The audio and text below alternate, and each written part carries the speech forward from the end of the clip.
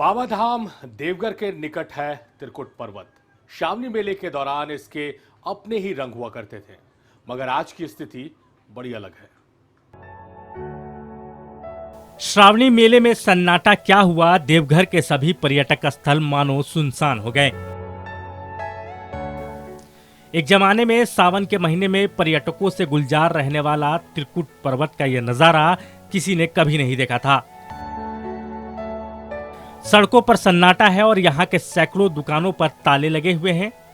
त्रिकुट पर्वत खुद शांत हो गया है और यहाँ की चहल पहल वाली जिंदगी मानो थम सी गई है। सावन के महीने में यहाँ के दुकानदार साल भर की कमाई कर लेते थे, लेकिन आलम यह है कि अब 2 वक्त की रोटी के लिए भी तरसना पड़ रहा है। इंसान तो इंसान, यहाँ के जानवरों पर भी इसका असर दिख रहा है।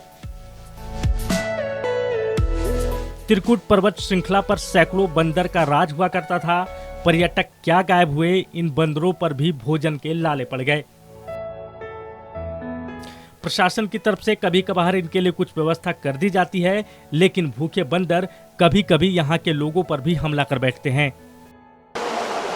बंदर को भी चना दिया जाता था फॉरेस्ट विभाग से, वो भी अभी नहीं मिल रहा है, अभी बंद किया है, नहीं दे रहा है।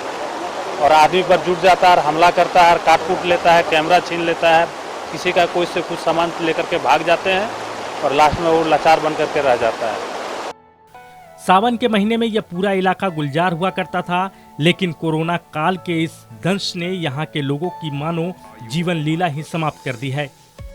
हम लोग यहाँ पहाड़ पर जो है सो नॉन रोटी चलता था, हम लोग गाइड का काम करते थे। इसके अलावा में हम लोग का जो है लॉकडाउन से हम लोग का कोई उपाय नहीं हो रहा है।